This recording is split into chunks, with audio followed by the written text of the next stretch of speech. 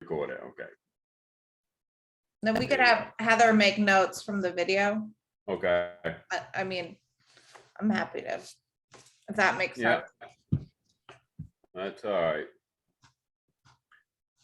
So I'm still not caught up. I've got home last night basically and been working all day. I've read some stuff. I saw about half of the last meeting this morning when I was having my coffee. So the purpose of this is to structure a format to present to the three towns how we started and how we arrived to where we are now, correct? Yep. Yeah. So. So, Yes. go ahead. Yeah, so I. Sorry. You're used to being chair, Walter. Yeah, I know. It's terrible. It's a terrible habit. I wanted to say, I talked to Chris Snowdeal earlier today. I know we had asked about having him at the meeting, just in terms of like the format. And he said he would know today if he had to coach. I guess he coaches basketball and he wasn't sure of his schedule, but he was hoping to be there. But he said he'd let us know by tomorrow if you'd be able to be there or not. And there were a couple questions, outstanding questions for him that I asked him about. One of which we talked about at the last meeting, which was what would happen to the cost of the project, or the difference between this building having walls and just being kind of more of a carport style, which is something Paul referenced in his letter, thinking about how some of the other transfer stations do it. And Chris said back kind of early in the design process that you guys looked at both options, just doing the roof and doing the walls. And so this is probably 5 years ago, 4, something like that. And the cost difference was really very small between adding the walls. And I guess it was because, essentially the whole structure's there and you're just kind of wrapping the walls around it. So he said, it certainly wasn't something that had been repriced recently, but at that point, the decision to move forward with putting the walls around it kind of was based on the fact that the cost wasn't that different. He also said, I think a few important things to highlight in terms of, like, I think one of the big questions we get is why this project is important. And the wastewater that we pay to pump out of there, a lot of money on a weekly, monthly basis, is a big one. And, he was sort of talking about how those sides of the building really help control the water. And so it's, looking at that cost and reducing that cost of having to pump out all the water. And then he also mentioned the wind. And just because of kind of the nature of the site, how you sort of have the wind tunnel coming over Dragon, that the walls help contain it better in terms of that. So that was sort of his take on the difference between the walls and not. He said, it's certainly something that could be looked at, but, most likely it wouldn't be a huge difference, at least at that point. So I'm sure they're probably meeting notes of those types of meetings where that was talked about. And then he also said at one point we looked at putting a roof over the residential area as well, and that didn't happen. Yeah, anyways, I think what I was kind of interested in is maybe we put together the cost that we pay on a yearly basis to pump out wastewater from the facility because the building's not enclosed. Because it seems like pretty easily we could kind of quantify what that was, because we have, our billing for that. That seemed like an interesting piece. And then also we could quantify like how much our overweight fees are, because I think another really compelling reason for me about why this project's important is just the overweight fees that we have. So kind of those two plus the kind of, the the failing infrastructure, we'll say, between the walls and the, the building, the sills, some of the things we talked about at the last meeting.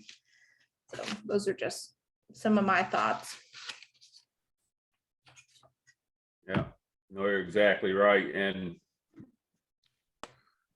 the cost of trucking a light container as well, Right, yeah. which when I first came on this board was as much of a problem as anything. Say that again, Skip. Yeah, what cost was that? Underweight containers.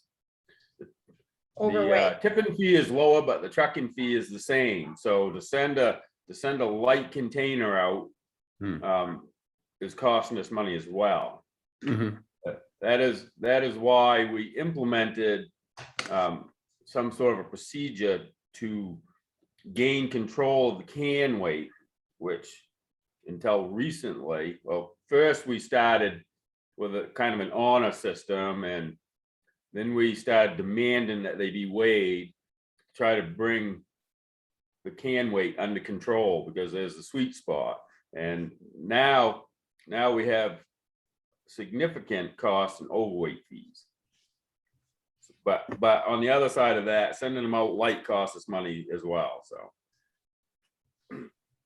that is why we have for a long time wanted to put that scale in to control our own weights.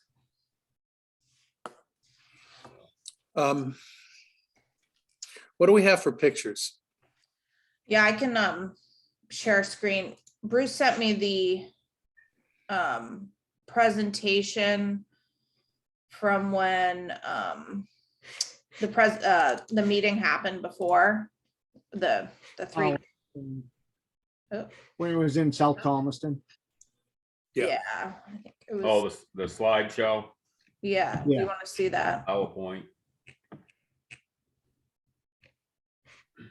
Sorry, 1 second.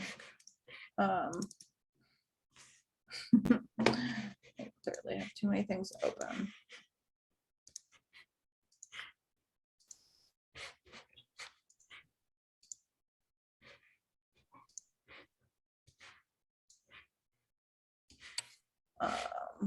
Can everyone see that?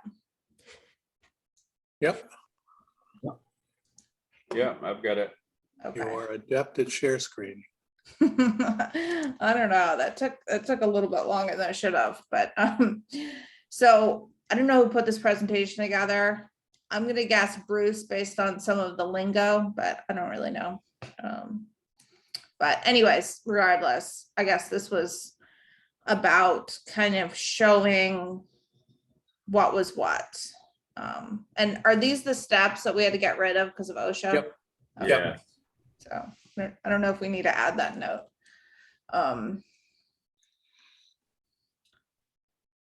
So I guess these are more kind of. There's Mark Strong.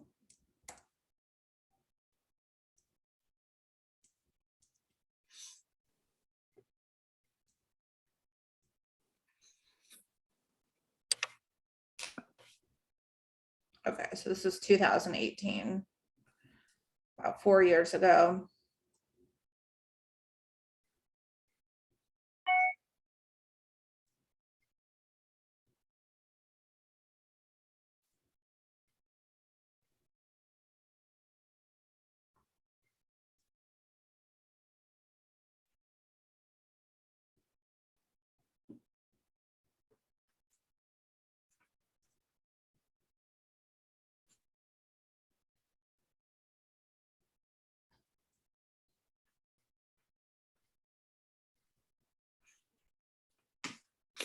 Um, Can you stop right there? Yeah, right here.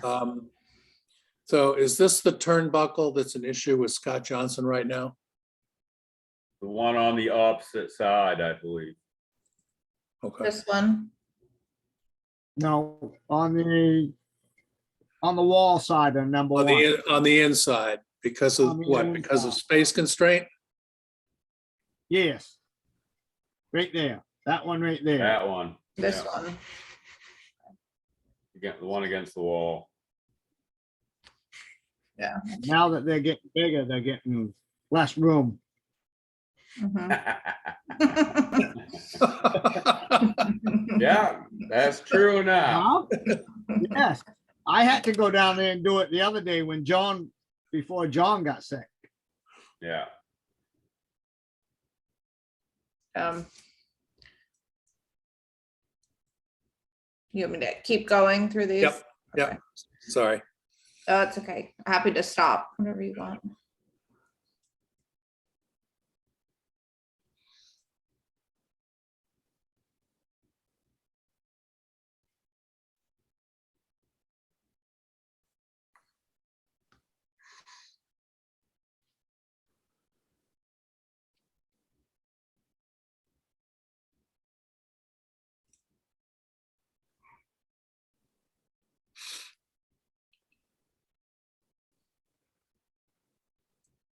So this is the drain basin that collects all the water that we pay to pump out.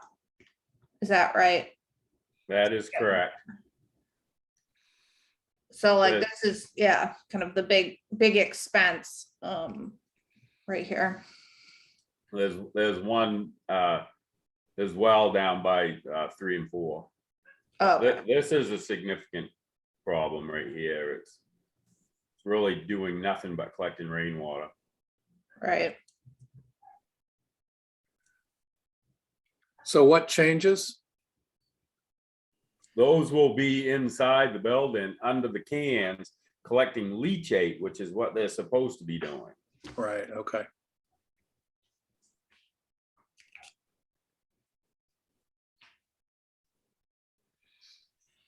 These are, this is the retaining wall that we talked about at the meeting that when we did the walkthrough. Some of the cracking. So these are, I think like we talked about, some of the things on that list would be fixed because of the renovation. Actually, I guess all of them really, but this one Oh. specifically was one of the ones we talked about. So, and this little catwalk thing is the one that we closed off or we talked about removing.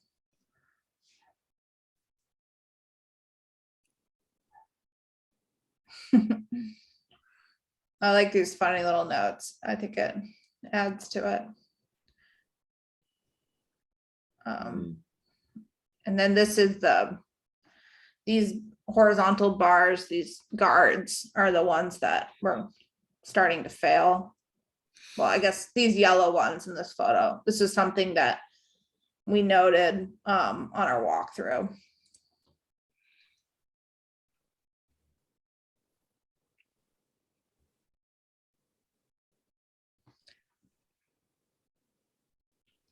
And so some notes there about why it's failing.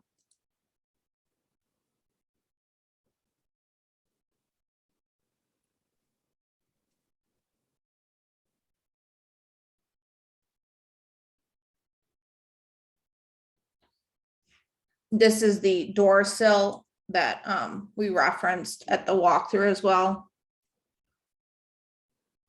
So similar, I mean, it's 4 years later, same issues.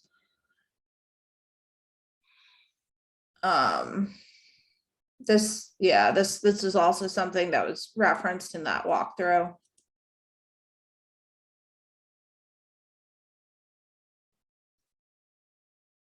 I guess we didn't really talk about the soffits then, but same issue. I believe I took some of these pictures. Are you the ghost, Skip? I don't know. Yeah. Possibly. No, I wasn't sure. Yeah,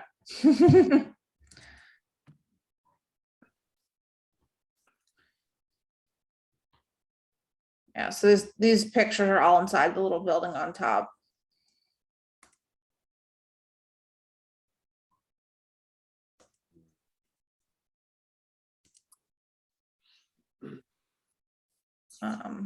you know, controls. I believe this picture is upside down, but still, Yeah. Yeah, yes, it is. yeah. Good eye. I couldn't quite understand what was going on with those files, but I think it's upside down. Yeah.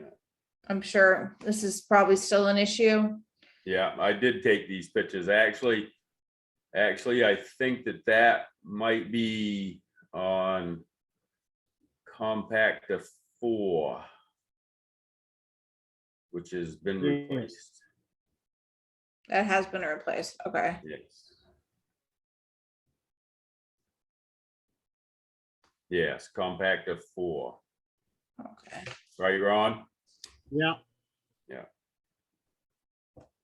I did take those pictures. Yeah. Is that your foot? Probably. Yeah. I'm Could be. surprised my thumb isn't in part of it somewhere. Just wait. We might get there. So this compactor's been replaced. So Yes. maybe we, Yes. and this one too. Same deal. Yeah.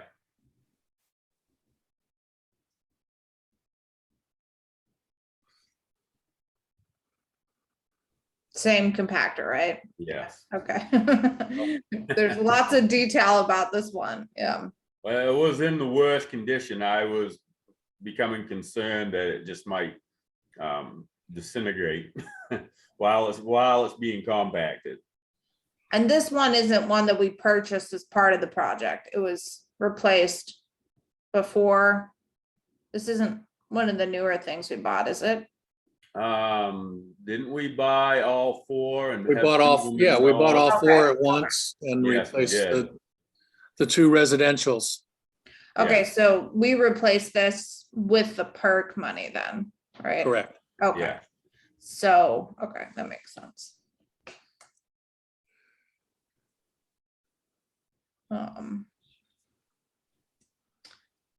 Frozen loads, this is like frozen, like, because it's cold, like it's Yes. frozen together, Yes. not like the machine's frozen. Yeah, no, sometimes a considerable amount sometimes will stay stuck in the can. I see it. Okay, so it's stuck in there. So obviously with the building, this won't be an issue. It certainly will help, although wind chill factors on the road, sometimes aren't great as Yeah. well. And up on the hill where the compactor trucks dumping stuff, a lot of times stuff comes out of a can that's, might be full of ice and snow and shit, and then goes in our can. Mhm. So we have no real control over that. Only afterwards would we have any control over it. The loose trucks, though, probably they wouldn't be throwing too much snow in there, like Juddy and Ron's small truck. Mhm.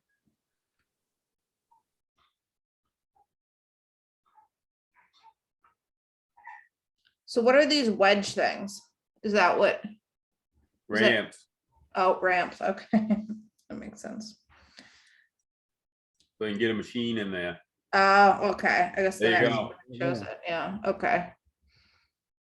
Is that a Scott's piece of Bobcat. equipment? Is that a piece of equipment currently owned? No, that's Scott's Bobcat. Oh, okay. So does he bring it over?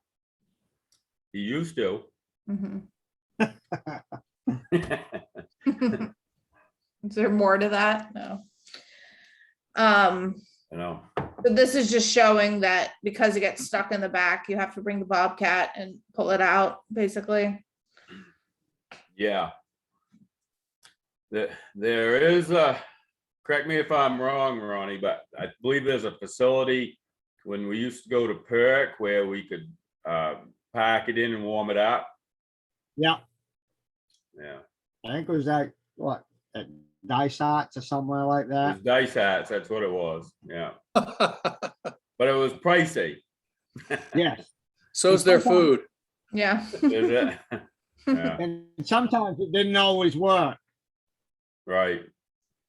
Cause you thaw it out, by the time you get to perk, it's frozen again. That's the wind chill factor I just mentioned. Yeah, Can freeze over Yeah. the road if it's really cold out.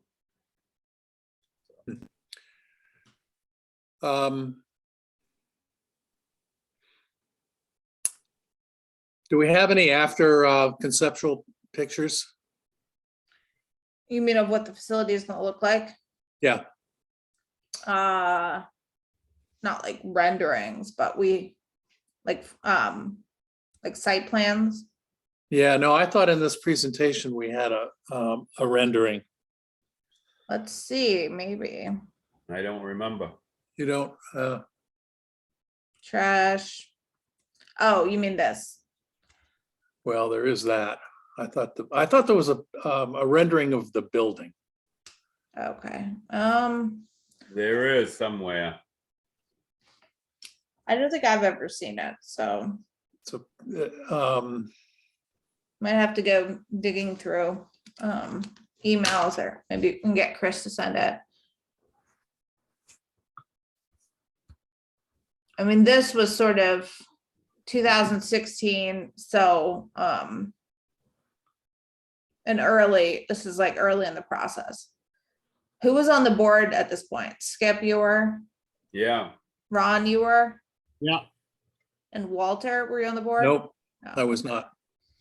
Oh, I was just trying to put the history together. Yeah, Peter was, Peter yeah, was, yeah. Jan Gaudio was, yeah, and Dave Matthews, I do and Dave believe. Matthews. Yeah.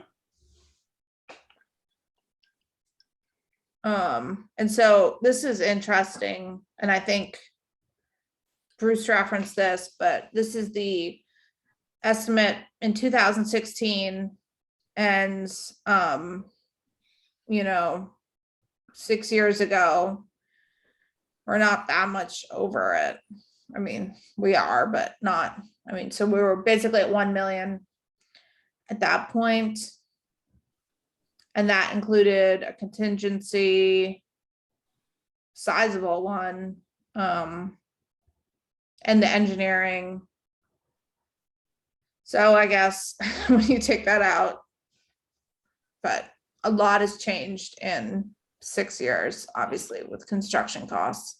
So, but this does include compactors and hoppers to go with them. Yeah. 3 though, instead of 4. Yes, and it looks like it does not, So, I'm sorry, go ahead. yeah, well, I was just gonna say, it looks like it does not include the scale. Maybe that wasn't, It was never included in any of that. No, Yeah. that wasn't part of the No. project until later. okay, It was something in the back of our mind, but it didn't actually become part of the project. And we realized we needed to have it to control these can weights, so. Do we have, in the Blaine one, do we have this that we can do a side by side? let's see, is this the last slide? Oh, this is the last slide. I'll pull up the Blaine document, but get the picture. I think this is the takeaway comment.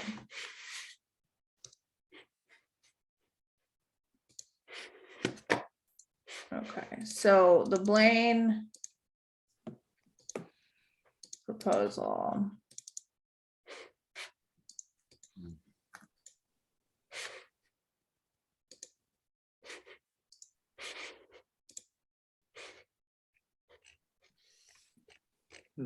So while she's doing that, so that estimate was $1,003,000. Is that 101,0003?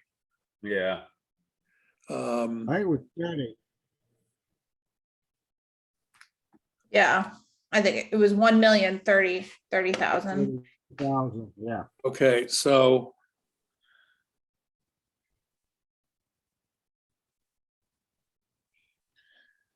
the 4 compactors were 103,000. Well, I'm just, so Wood's bid was 907,000 and change. Yes. Yes. So but we don't, okay, so this is all we have from Blaine Casey.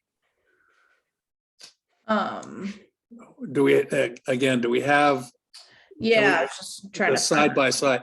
And then, so they are excluding.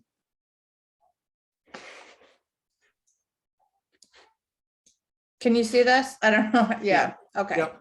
Yeah. This was the bid Oh, tabulation that Chris put together in October 21st, 2020. I thought this might.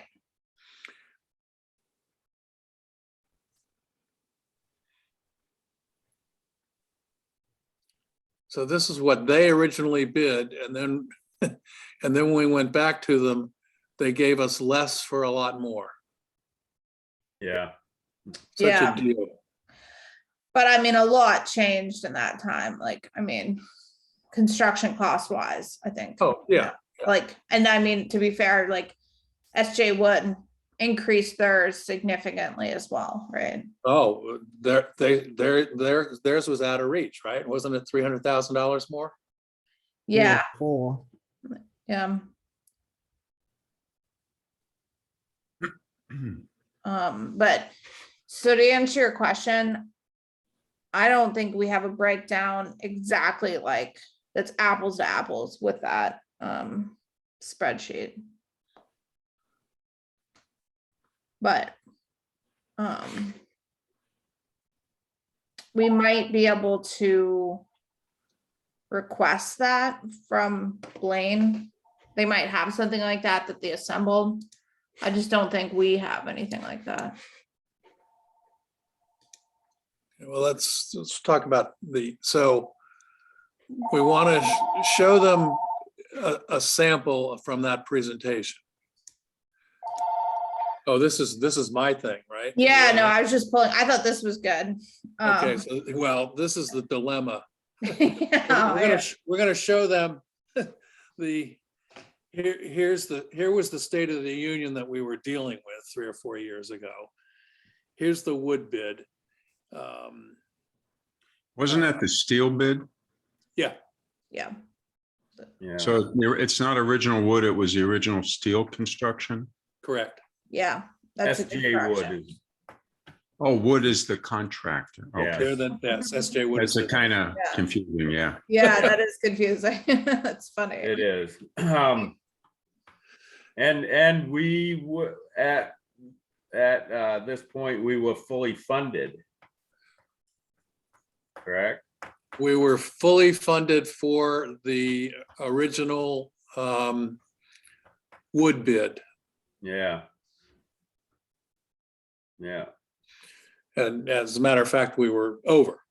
yeah.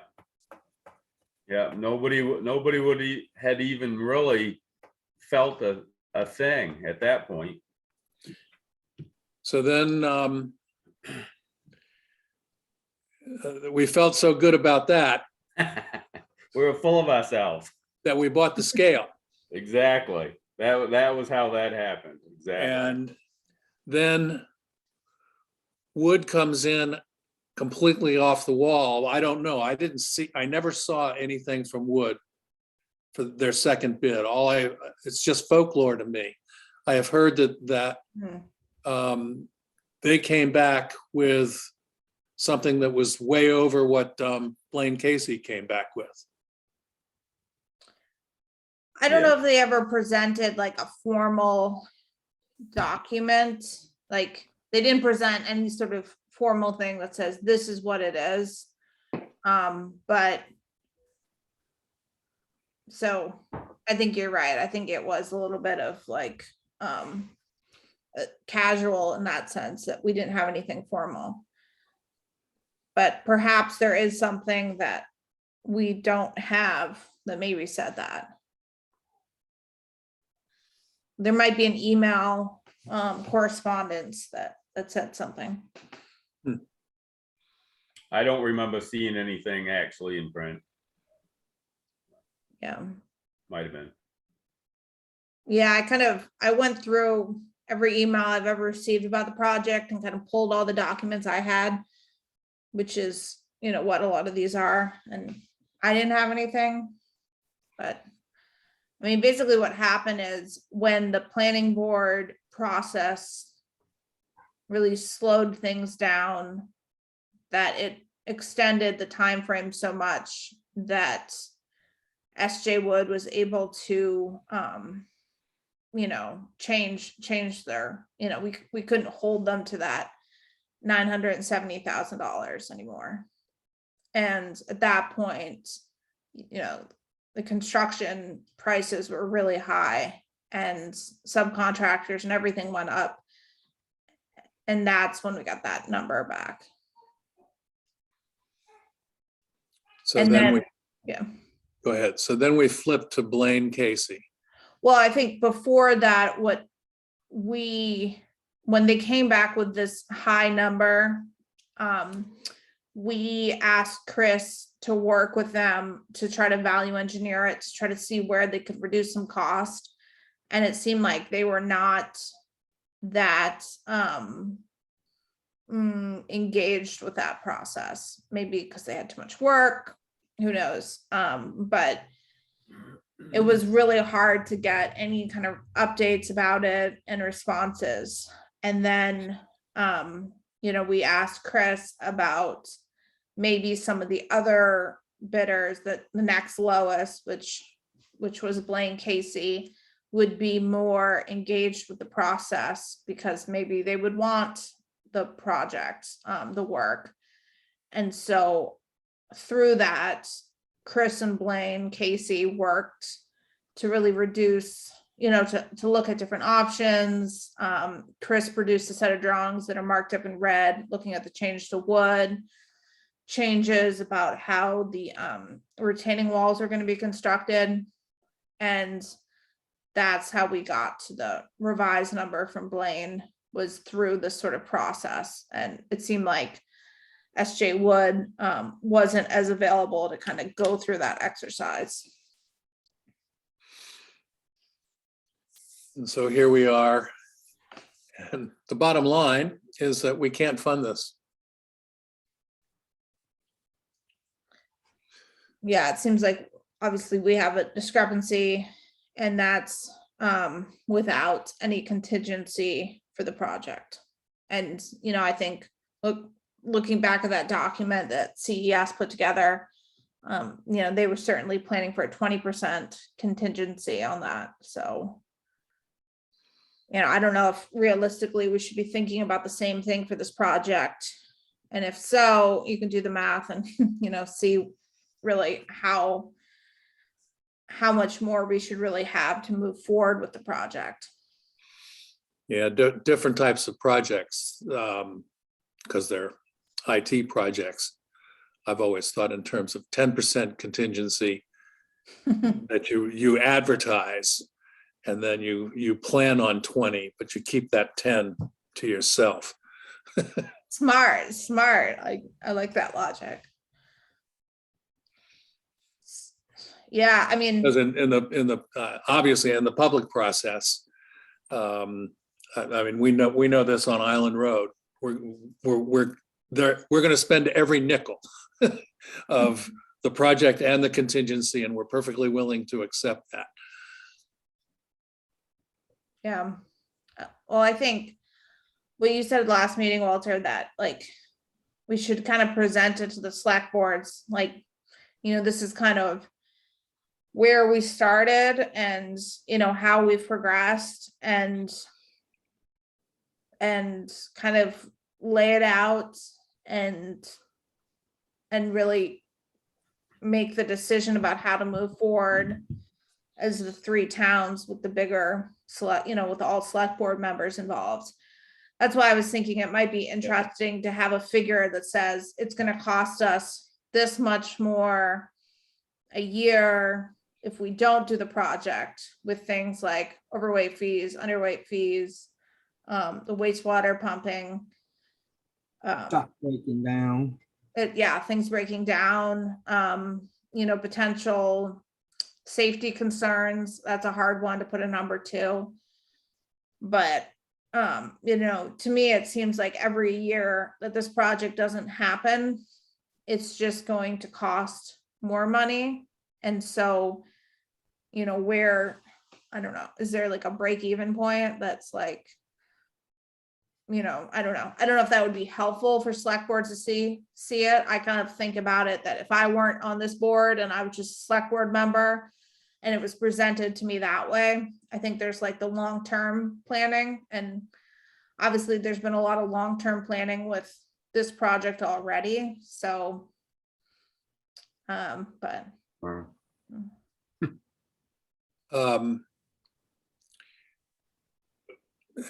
Now that skips back, does it buy us anything in terms of safety and efficiency if we were to install the other two compactors in place? In other words, just swap out the ones that are there with the ones that are sitting over in Thomaston's, wherever they are. And make necessary repairs. Excuse me?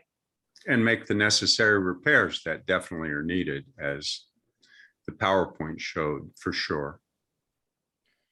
yeah, I think what we talked, I think it was Bruce mentioned that it wasn't recommended that we replace some elements, but not the whole thing. Is that correct? That Who recommended that? I think it was the vendor who sold us the compactors.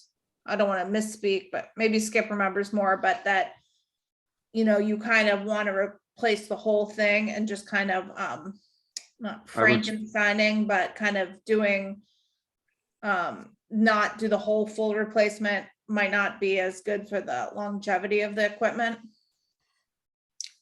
And part of the issue here is that we must remain functioning. And when we start dealing with the operator shack, the retaining wall, the this and that, we're not going to be able to keep that open. That was the whole idea, or the major part of it was to shift that berm over so that we remain a functioning facility. That is a major problem, to start working on that. Then what are we going to do with those trucks? They can't unload into the residential into can number 3. Right.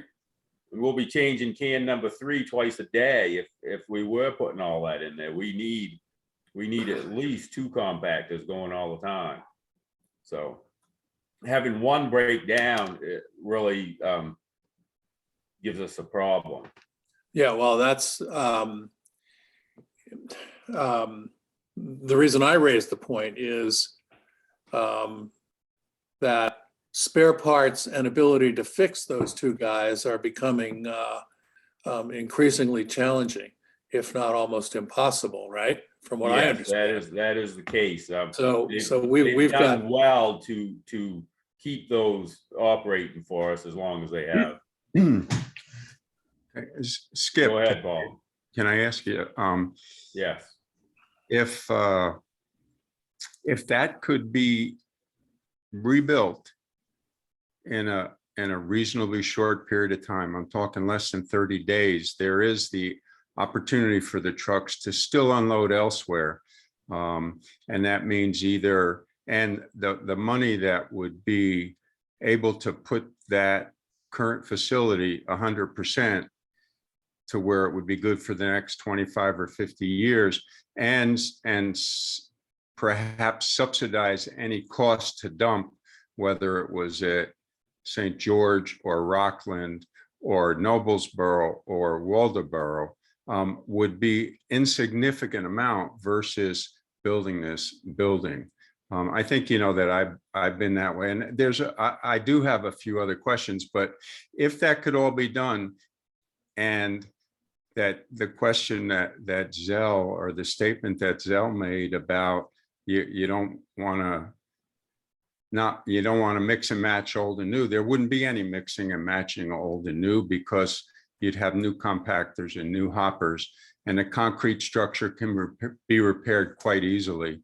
And so I think that rather than, and I have a bunch of other questions, but I guess my question to you is, if everything was put back together and there was not an interruption that caused any great commotion and just a minor expense on a part of the transfer of the solid waste facility, but really just a small part of putting it back the way it is now, hoppers that close, that have a hydraulic door. I assume everybody's seen the hydraulic door on the hopper in St. George, and that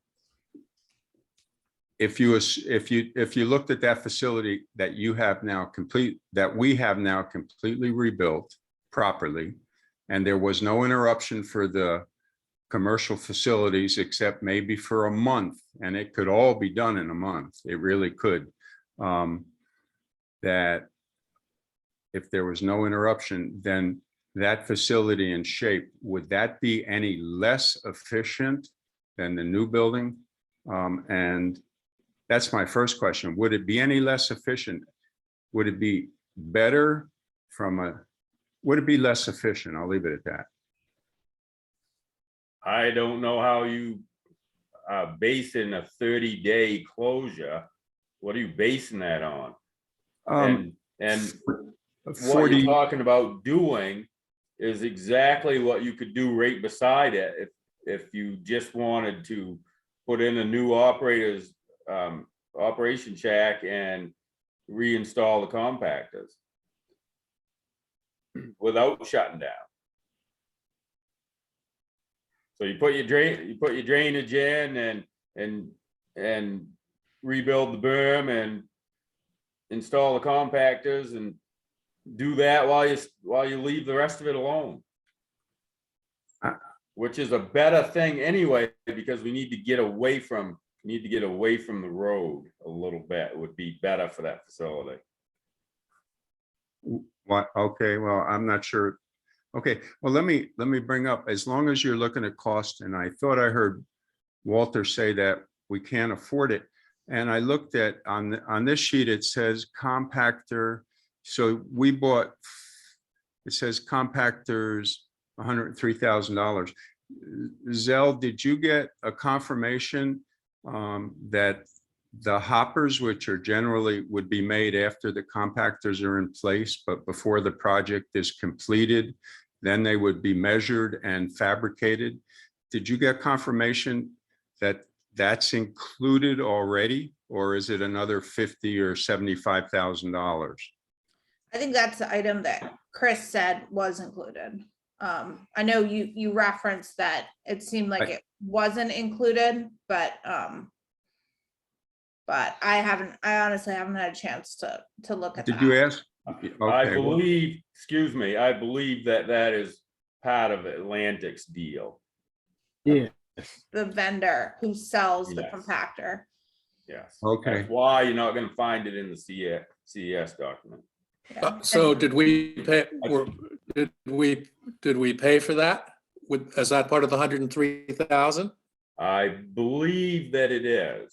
We should verify that, Yes. obviously. Yeah, I think you need to really verify that, because I talked to Scott and he doesn't, well, what do we got here? Yeah. Yeah, so I was looking for that and I found a copy of our sales contract for the scale. So I assume we probably have one of these for the compactors that. Yeah, that.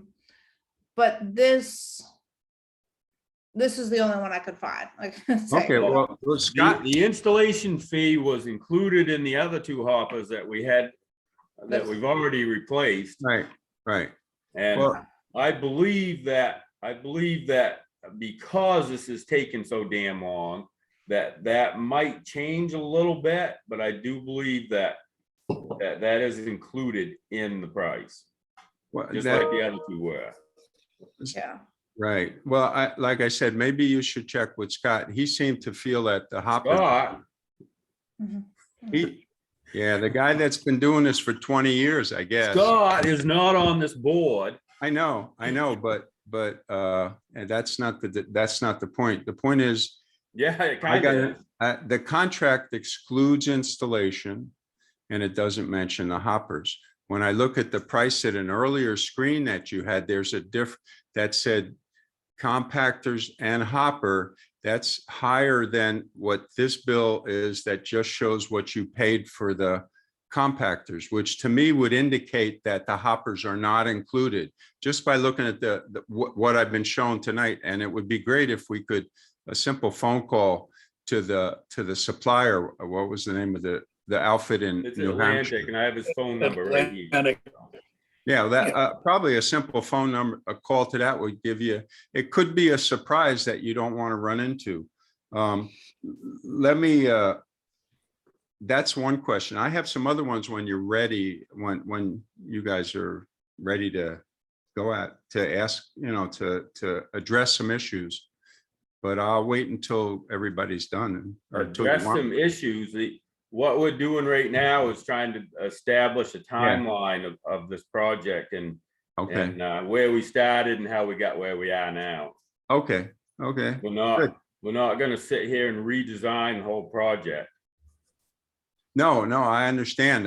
When Zell started out, it looked like she was coming up with all the reasons why this project is going through. And there were some things, I think that my concern is does this get opened up to questions from the 3 select boards? Is that, how do these presentations go? Is this an annual situation where you It do is this? not. Okay, No, I think as board members, certainly, I know in Thomaston, we have sort of question and answer about the transfer station at every select board meeting. So, that's usually the avenue for those, more individual questions. But that presentation, that slideshow was from 2018. So Okay. that's when that presentation happened. That was, and to my knowledge, that was the last time the 3 towns got together collaboratively and had a conversation about the project. That's No. right.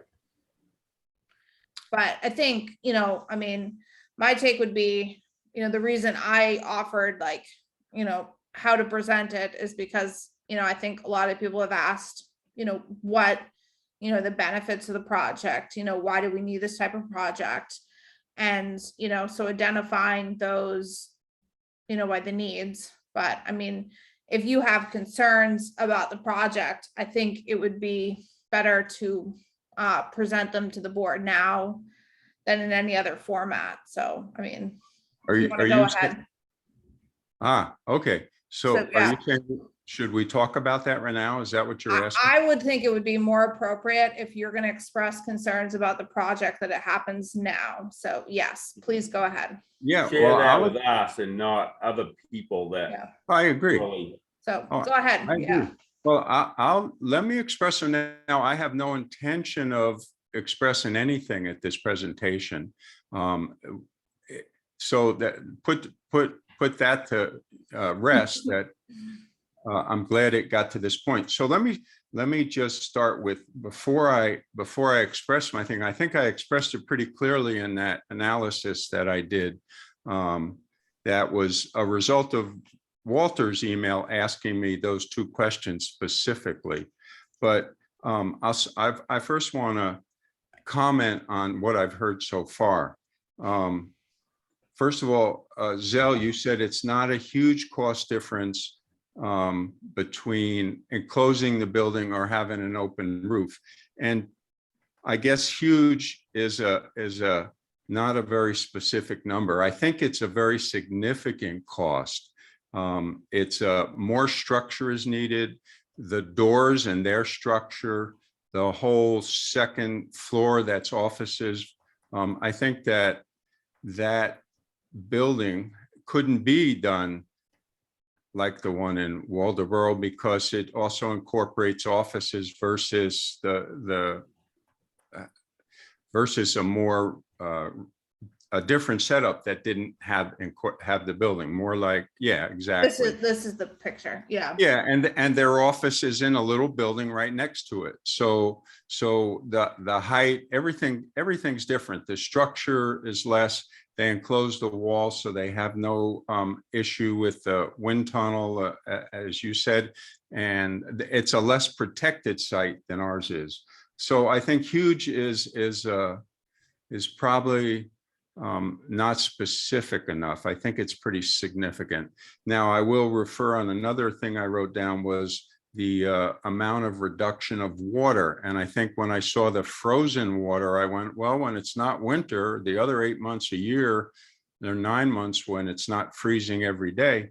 And I go back to Bruce, who probably, go back to Scott, who's probably been there longer than anybody else. I think it's 20 years, that more than half of the water that is pumped out comes from the commercial trucks that dump their refuse into the compactor hoppers.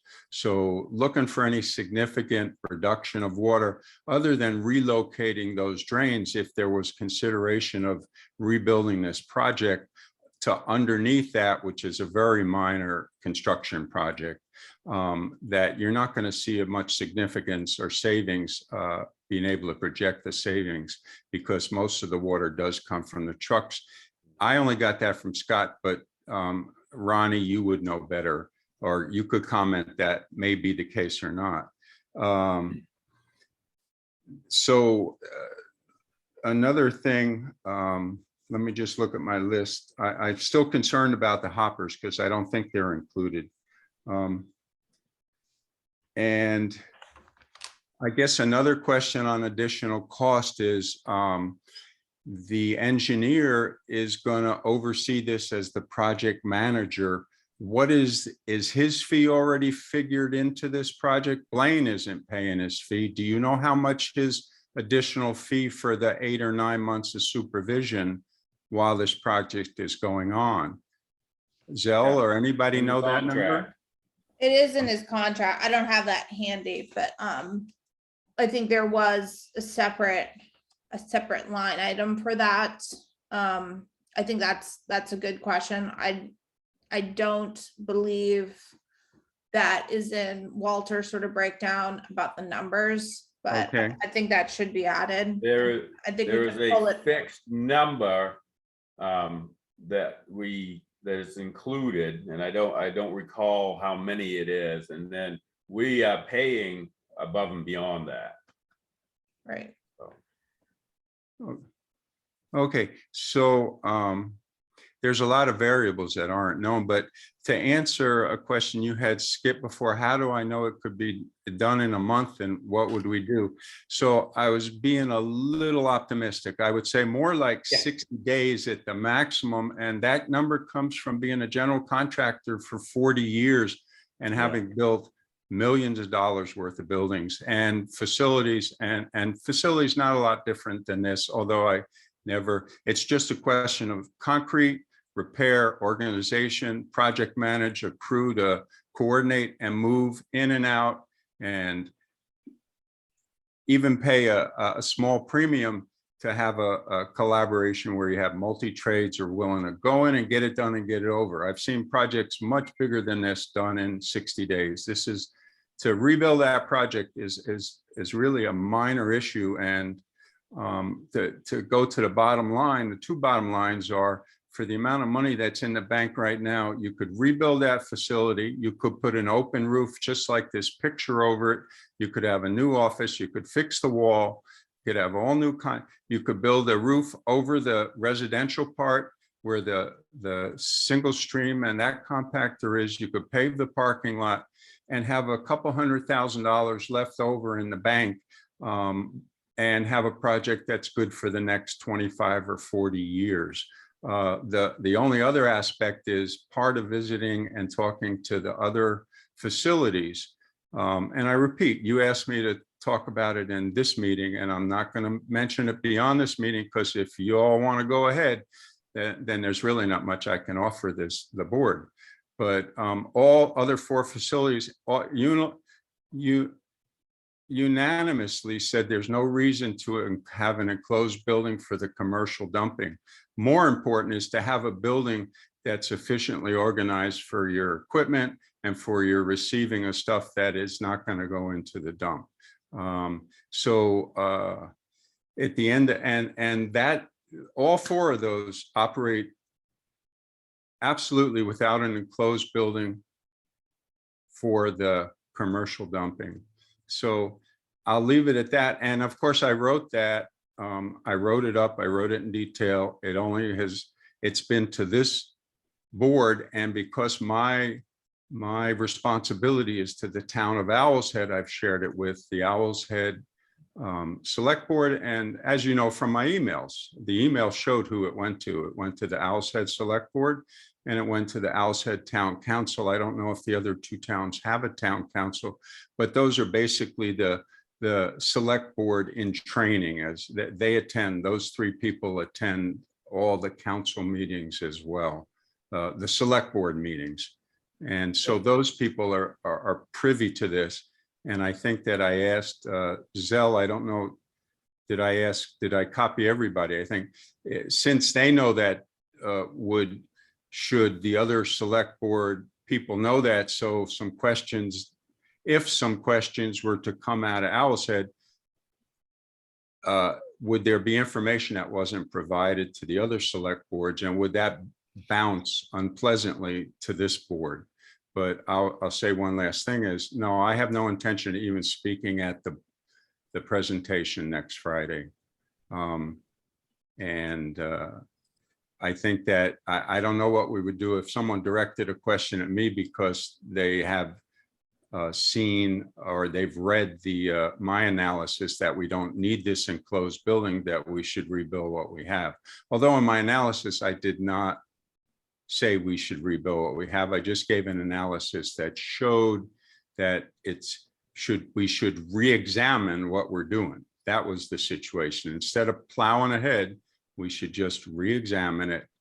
And I'll leave it at that. I think I mentioned early in getting involved that I've been involved in projects like this, not a direct transfer station project, but this is industrial engineering and system design that I've been doing my whole life. And if you all want to continue with it, and I think you're gonna, there's a significant amount of cost that you haven't detailed yet. And I think even Walter at one of the first meetings said it's going to be $1.5 million, $1.6 million before you're done. And would you really want to do this project and still drive into a mud entrance? So even that has to be added in. Okay, I'm going to stop you right there. I'm done. That sounds like Scott coming right out of your mouth. And No, don't do that. That's not fair. Paving that was never part of a project. And I have to tell you that sending those emails out couldn't be more inappropriate. Well, that's your opinion. That is very inappropriate. It's not my opinion. I represent the town of Owl's Head. I don't. Yeah, You are not the representative, I have to tell you. I represent the town of Owl's Head.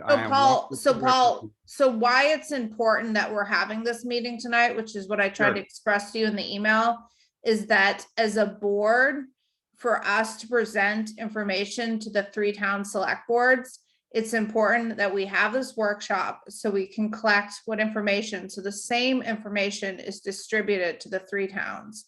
And that is important. So, in the same way, when Walter wanted to draft the email discussing while we're changing our fiscal year, and he sent it to all of us, and then he distributed it to the 3 towns, it's so that we're, kind of on the same page, which I think is really important here. And so I don't want you to think that I said that, it's not important, like, don't speak at that meeting. I just think it's really important that the 5 of us collectively are on the same page about the project, because I think that is, how the board should operate. And so I think you've brought up some good concerns. I want to go back to what you said about this project happening in 60 days. Okay, The underground work with the drainage, yeah, do you really think that can happen in that time frame? Which is moving those drains and getting that more contained? Like by putting a roof on it, like, because I'm just trying to like think about how that would actually work.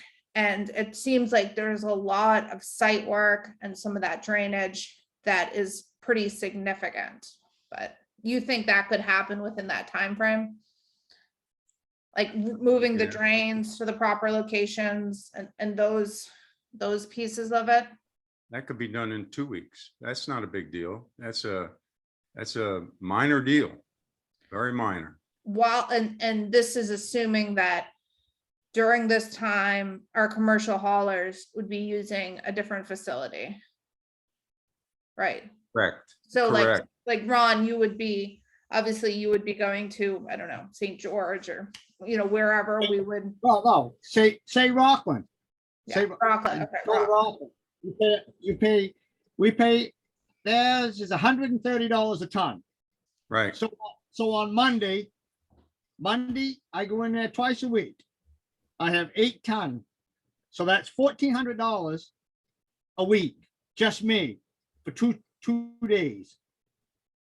yeah, I understand that. What I tried to say before was if we added up all of the fees that you would have had, that you would have to pay and your fellow haulers, that number totaled up is a small enough amount, not to you, but to the savings of this project, or to take this different approach to rebuild this while it's down, that the transfer station, the solid waste corp would pay those fees. You wouldn't pay those fees. That would be a small part of versus the $1.5 million you're looking at now. I wasn't, in no way would you get burdened with that fee. That would be subsidized by the solid waste project. Yes, I understand that, but that's Okay. $1,400 just Okay, for me, for 2 days. so who else Times is, five. let's do a, what we call a quick and dirty estimate. What would it be? You know, everybody that goes there, what do you think it would be? I don't know how much they have. Hmm. Well, Alls I, I know is I know how much I have in my truck. Dave would know. So- That number could be put together pretty quickly. Yep. It wouldn't be, it wouldn't be of a deal breaker by any stretch of the imagination. It would not be a deal breaker. So 14 times.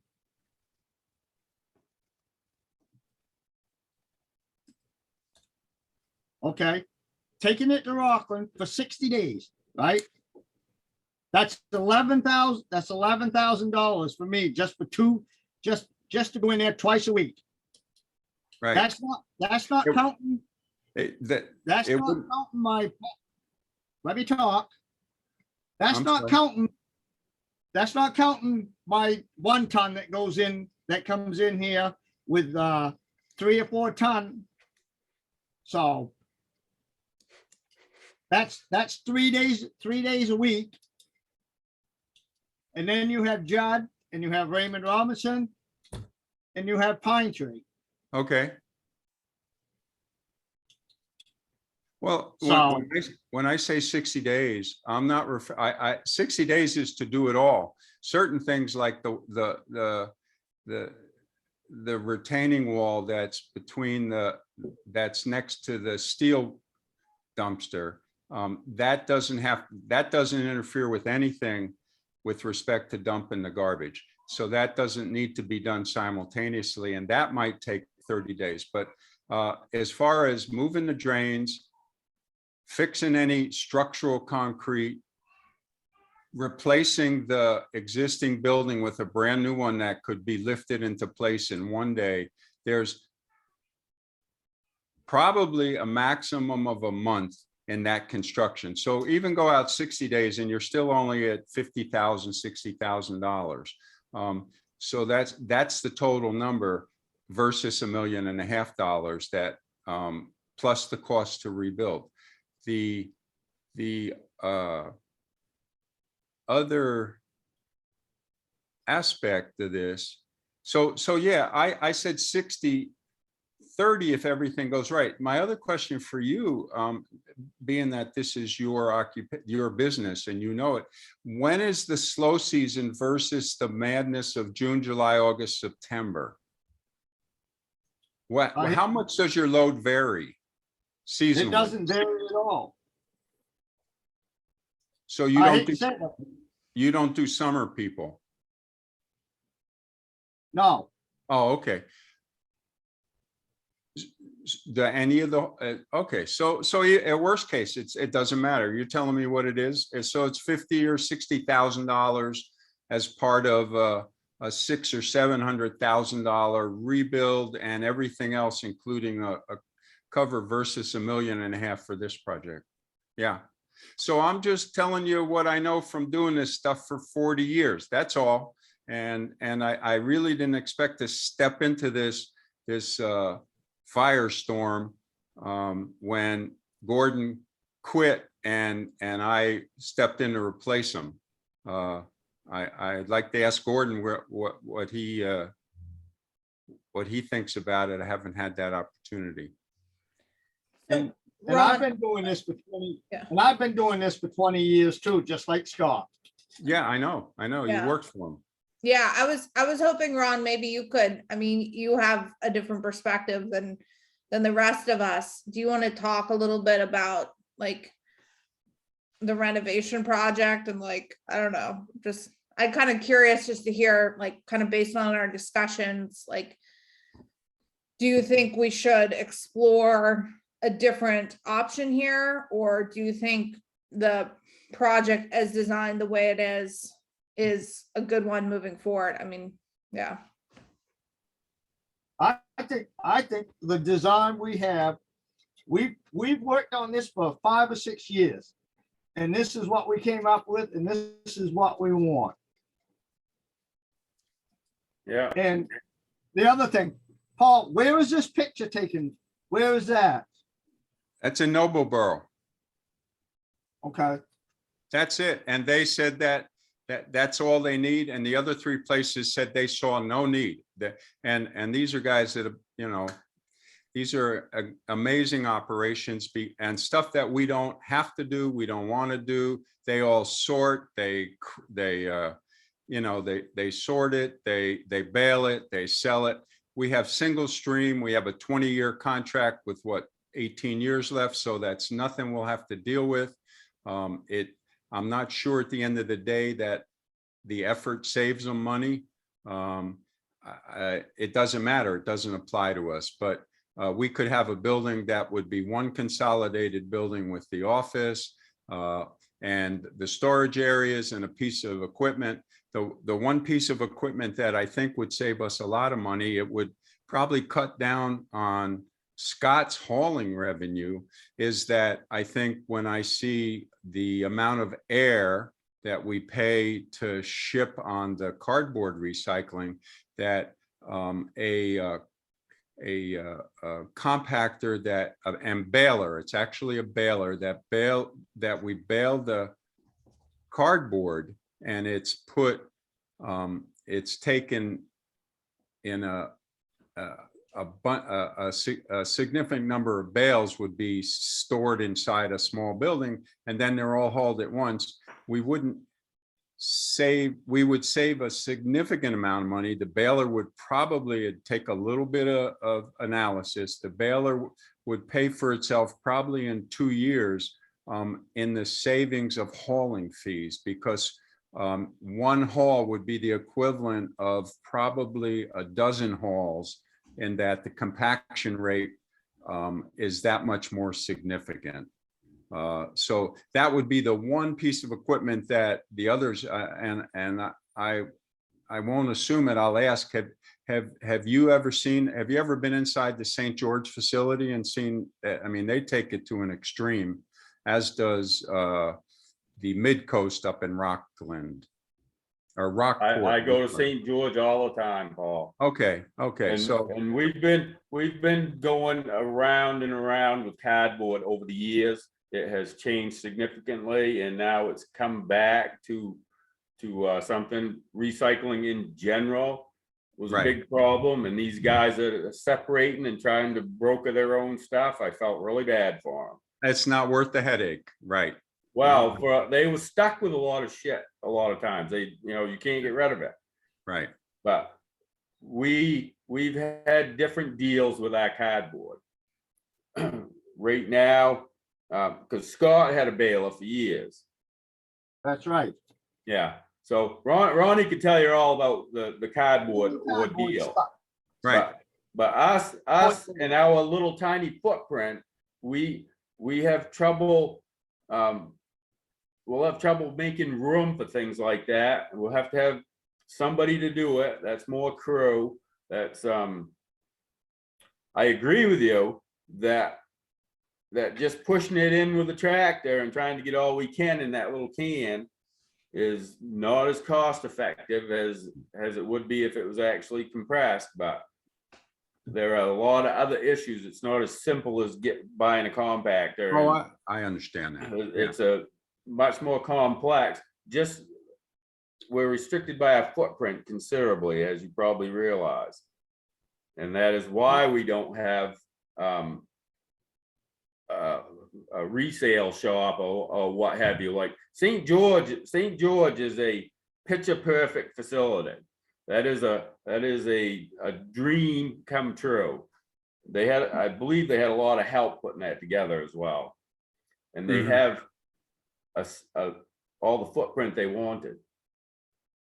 So, And the other thing, the cardboard, they only want dry cardboard, nothing mixed in with it or anything. You have to separate everything. They can't, because if you go back and you ask them who took all their cardboard when it come from Monhegan and it was all wet and junk, and ask them who took it.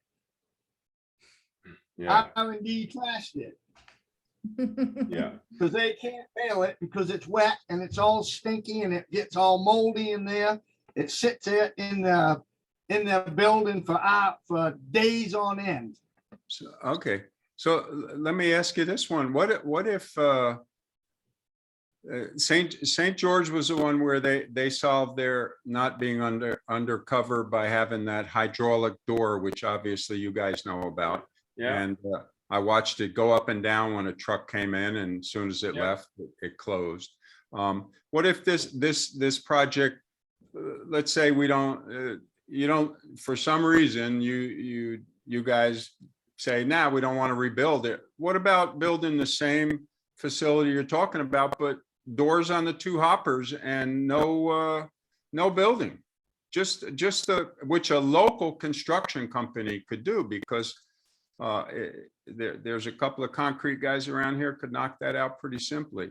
What about that? Hydraulic doors that close, new facility, take out the old one, never shut down. Why the enclosed building, which I think is, well, I thought when I first came to this meeting, I hadn't been to any other facilities other than dumping some garbage for 2 months when I rented a house in Rockport. What about that without the building? What's that? They still have a building down there. What's that? They have an office right between the two compactors. Well, I went in the office. It's outside. It's to the left of the compactors. It's not in the same Yeah. building. No, it's not the same. They're outside. It's No. outside. It's no. Well, okay. Whatever. Walter has his hand up. I don't know if he. Oh, I'm sorry. I didn't see you, Walter. Go ahead. Move, Walter. You're muted, Walter. I know. Okay. It told me I was muted. So going back to the beginning, seems to me that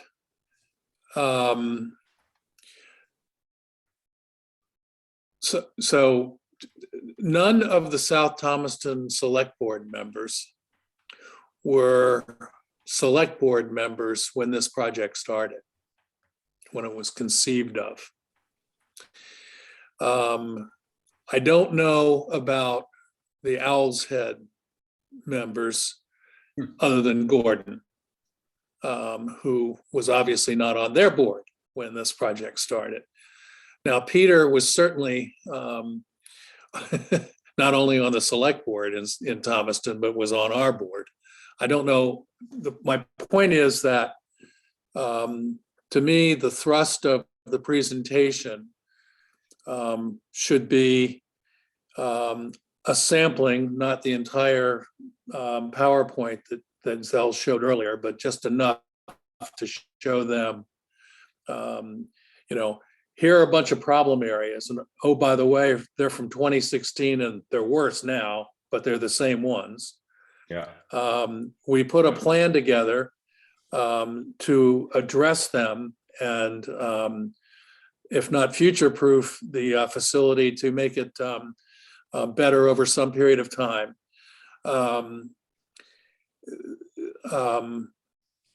There was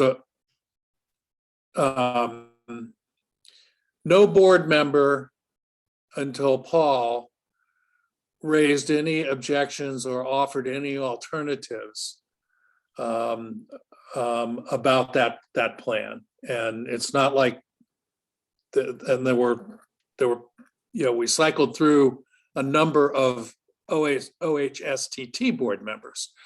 So on Friday next, we show them the problem that we're trying to solve, the fact that it should have a higher sense of urgency because all those problems are worse now than they were then.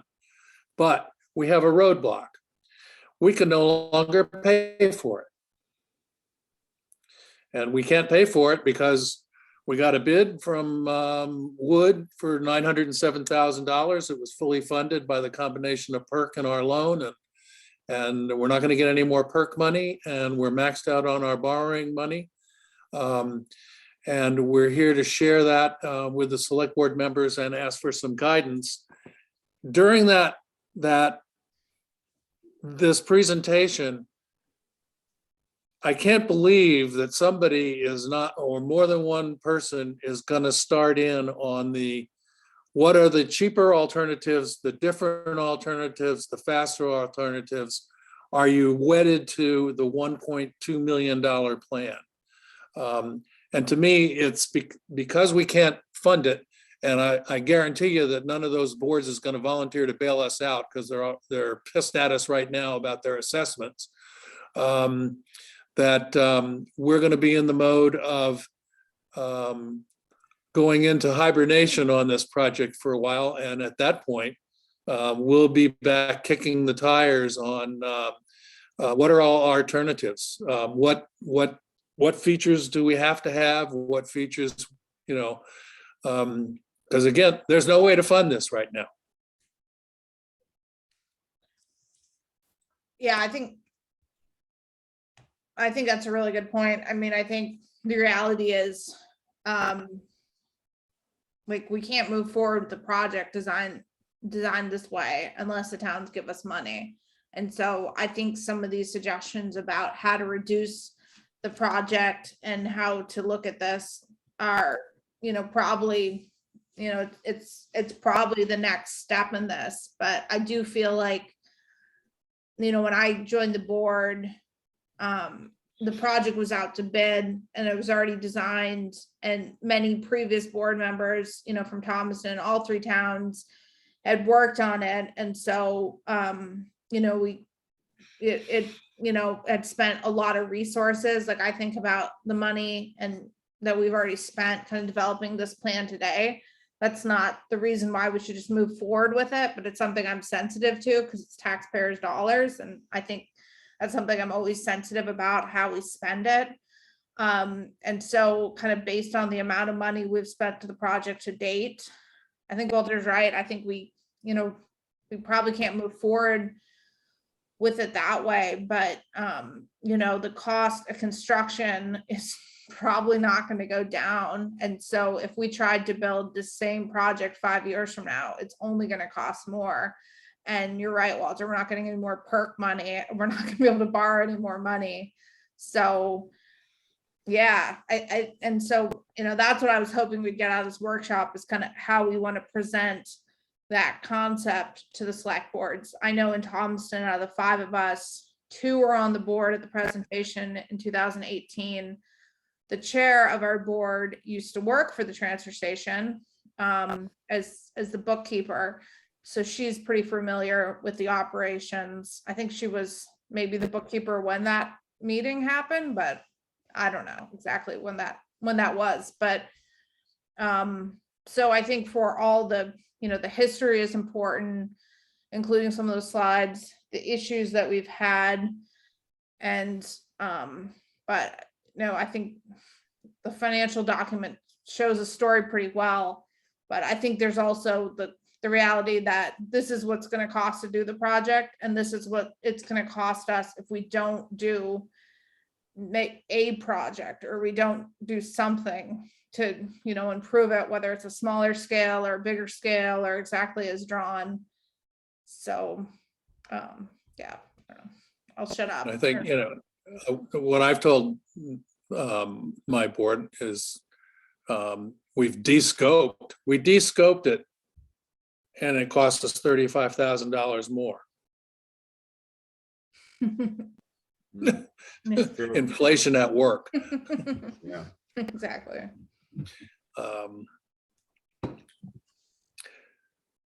So I'm done. I don't think we're gonna come up with a solution on how we're gonna de-scope it, but we do need to have a plan on how we're gonna explain what's going on, which is really the purpose of this. Is how are we gonna bring them up to speed? Mhm. Obviously, we're in a position we can't fund the project that we have envisioned and worked on for all these years at this point, but Mhm. Maybe we'll find a private donor who wants their name Yeah. to be on the facility, and they'll pay for the rest of it. well, I- maybe somebody will have a really bright idea after hearing the story of the saga of the transfer station here, so. Yes. Well, North Graves will be there, and he always has a lot to say, and he actually was on this board long before I was. Yeah, yeah.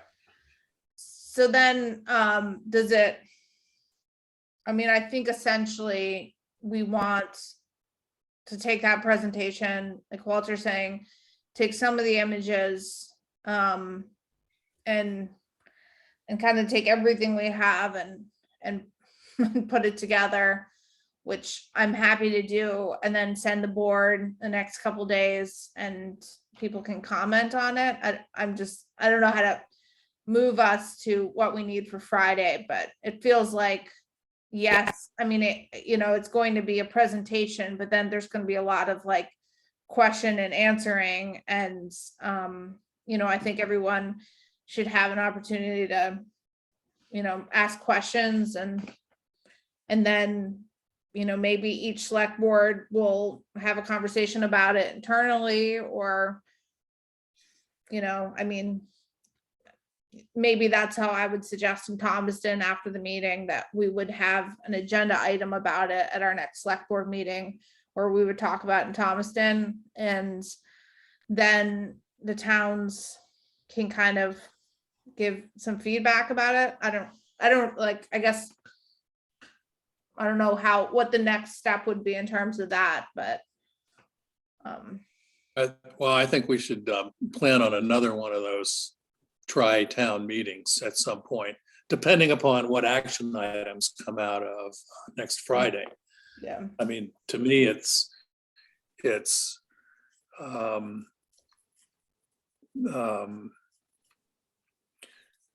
first, I'm gonna guess that if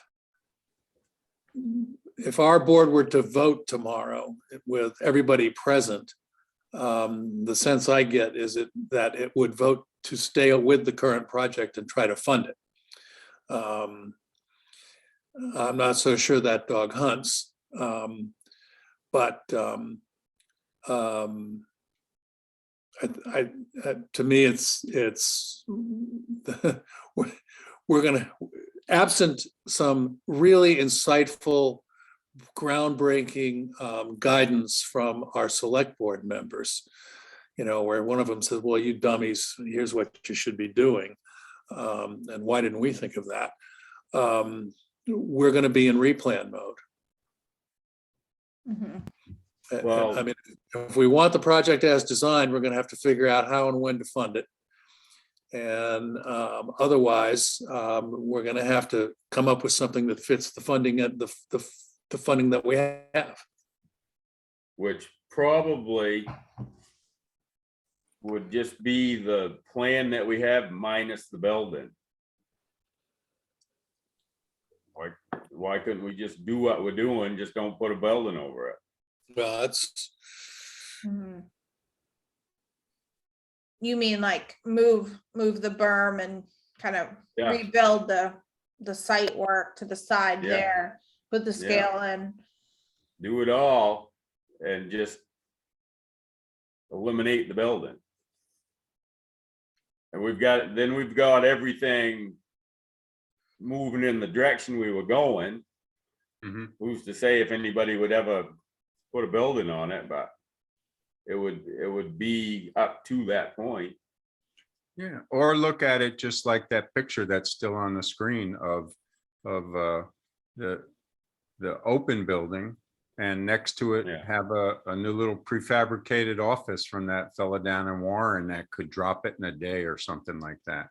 Yeah, that would bring you back in budget, and you would have that new facility just minus the total enclosure. Yeah. Something to consider, but Mhm.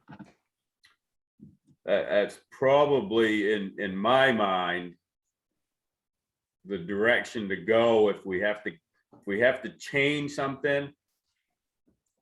Just make a subtraction there. I would not eliminate all that we've figured out up to this point. I think that is the way to go. Move the berm. Somebody else might have a better idea, but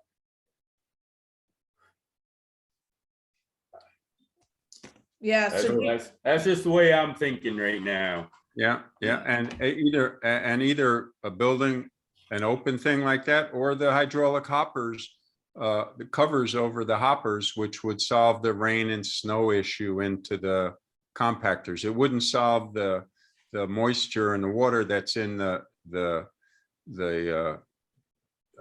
deliveries, but that's not going to go away regardless. Nothing's gonna solve that, Paul. Nothing, exactly. Nothing's gonna solve that.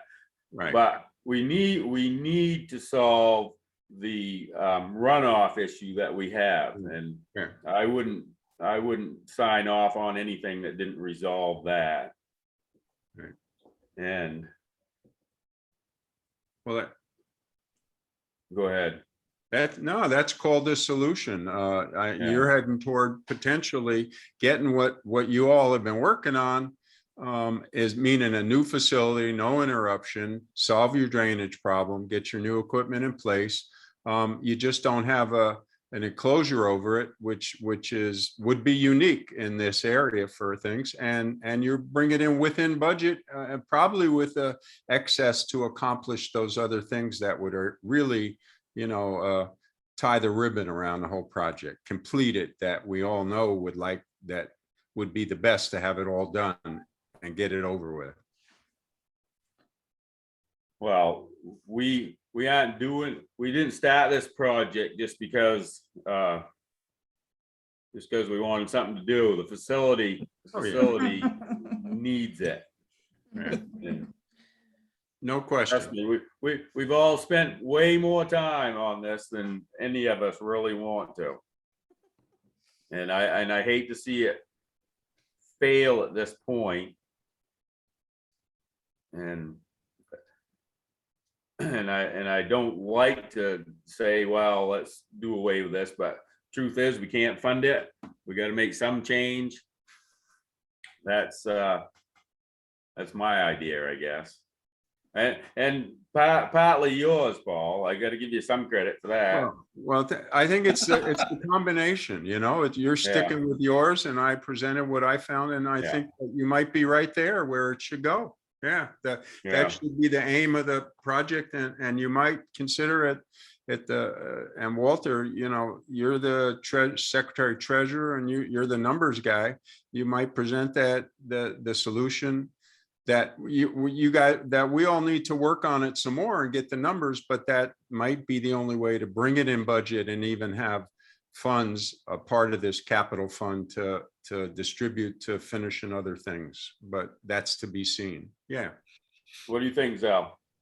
Yeah, no, I agree. I think, you know, that was sort of the hope of this meeting, is to be able to, you know, find a common path forward and be able to present it. So I think, you know, prioritizing what are the most important items to address there, like the runoff and the scale. I mean, we have the scale sitting in Thomas, you know, we have these things already. So finding a home for the things that we've already bought is important. And so, yeah, I mean, I think, you know, it would be great. I think we could all work together to find a different design solution there that everyone would be happy with. But at this point, yeah, I think we notify the select boards. And I will say, because it might come up, but we obviously don't have a building permit for the project right now, but I know the code officer is reviewing the project right now. And the fire marshal has reviewed the project. And so, you know, if the question's asked, if there is a situation where the 3 select boards say, let's just do the project the way it is, here's the money, how soon can you do it? I'll just say that, you know, we still don't have the building permit in hand. Not that that's going to happen, but, and then I guess the other question would be, if we are asking for a certain amount of money that it will take to move forward with this project, what is that? I mean, I think realistically, we can't ask for just the 45,000. We probably need to ask for some additional money for like some overage. But Walter, do you have a sense of what we should ask for, or are we not asking for it? But if someone asked us, what do you need to go forward? What's our wish Easy, list? Walter. Um, Easy. Yeah. Because 46% is from me and Ron. So what do you think it is? I'm not prepared to answer that right now, but Good answer. Good but answer. what I would ask them for is not for them to come up with any money. I would ask the 3 towns to increase our borrowing authority. Oh, That's an idea. You know, they'll end up paying for it eventually, but not quite as burdensome. And they would have to do that at town meeting, but we're also going to ask them to change our fiscal year. So there's going to have to be 3 town meetings. You know, the optimal situation, just to fill Paul in, is that we can we change our fiscal year effective July 1st, 2022. And if we can do that, then one thing we could do is not charge between now and then the 2022 assessment, that we could charge the 2021 assessment to our 3 towns, none of whom are budgeted for the big increase that they're taking. And our town administrator is going to take that $13,000 overage in her budget and rub it in my face on Tuesday night. But I knew that was coming.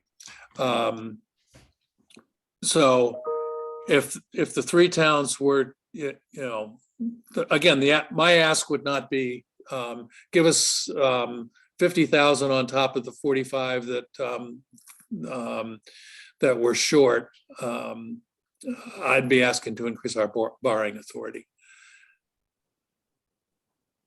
And if we did that, obviously that wouldn't happen till June town meeting, and then. Right.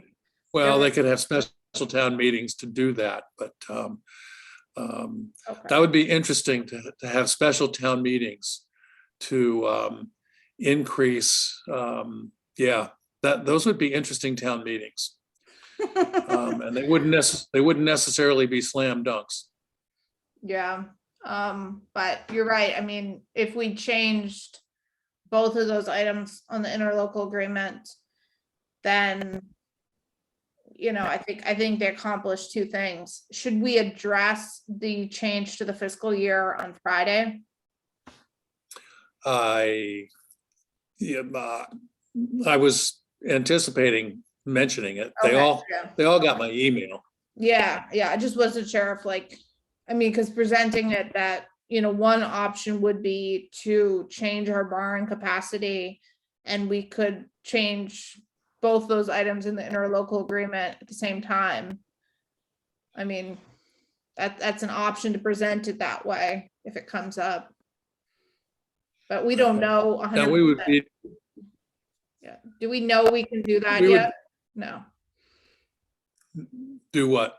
Make the change to the fiscal year? No, Patrick has a query out. Bruce has a query out to Patrick on that subject. Right. And I asked Mindy some additional questions this afternoon. Okay. Those being, we have a budget, but can we change our budget and make it an 18-month budget? In other words, throw out the budget that we're operating under, have an 18-month budget, and change the fiscal year to July 1st, 2022. That's exactly what we did in South Thomaston last year. That's how we did the change. So we had an 18-month budget. The first 6 months as went by before town meeting voted. The difference was that for the municipalities, the towns can't change the fiscal year. Well, they can, but the select board can change the fiscal year on its own authority, and that's what we did. But we as a board, it's funny, the bylaws say that we can change the fiscal year. Because all we have to do is amend it, except that the interlocal agreement says that we can't. Right. It's weird. Yeah. Sounds like it's a good time to clean up that interlocal agreement, Yeah. maybe. Don't talk to me about that. Yeah. It's been okay. tried. I know Skip really likes to rewrite the interlocal agreement. We're gonna have to fund a special line for that, because Patrick's doing that. Some of the wounds have not quite healed from that. Not at all. They're still wide open. Yeah. Well, I think it's good that the 3 of us work together on this facility. So it's all worth it. Think how much it would cost us otherwise, right? Yeah. So we're all in agreement then about Friday night, or? Well, Vizel's going to circulate some slides and some other stuff. Yeah. And Yeah, I think I think essentially that, we'll give a little presentation, and then I mean, we're all on Zoom, so what's the benefit about that is if someone wants to see a specific document, we can bring it up and share that, and so I Yeah. think, I made a list of a few things, like the sales slip for the compactors would be good to get. I bet Heather has that. Yeah. Also, Skip, I know you mentioned that you're gonna track down the OSHA reports that Walter was. I will have those tomorrow, I believe. Okay. Yeah, so I don't know if those need to come up, but I think the board would like to see those, so if that comes up, we can certainly share that. I don't know, is there anything else you think people would want to see? We have obviously the site plans of the project, the elevations, the rendering of the project. That was something, I think, Walter, you mentioned we used to have like a rendering of what it looked like. I thought there was a rendering of the building. I Okay. thought Peter took that big poster. Oh, it's at Pete's house. Okay. Yeah. Good luck finding it. Yeah, I'm gonna call him. Yeah. But it's probably in a digital format somewhere, I would imagine. So Yeah. anyways, yeah, I mean, I think those things would be in there. And the financial piece of it. And, and the number from SJ Wood that they came back with. Right, Walter, you had asked about where that, Yeah, I don't know if we'll find that, but I think that was a good. yeah, I question. got that I got that in an email from Bruce. So, And It was I like a never, 1,400,000, yeah. yeah, so maybe that's something that exists somewhere. Yeah, or it might have been one of those Chris Snow Deal asked them, and yeah, they said, like, yeah, but let's find out what the fact is. and then Paul, you had mentioned the engineering fees for construction, which I thought was a good one to add to the tally for what the project's gonna cost. Yeah, So, good. yeah, Need to know the numbers. anything else, or, I mean, I think that's a pretty good list. We can start there. Okay. All right. Sounds good. Well, great. Thank you, everyone. Is your board meeting on Monday, Giselle? No, we are on 2nd and 4th, so 14th.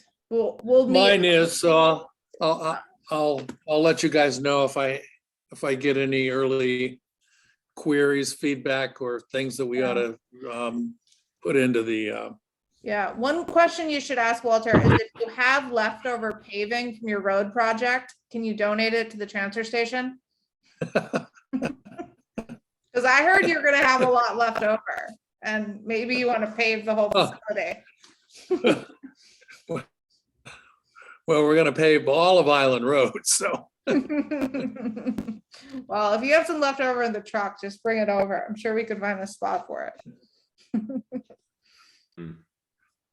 So we all set?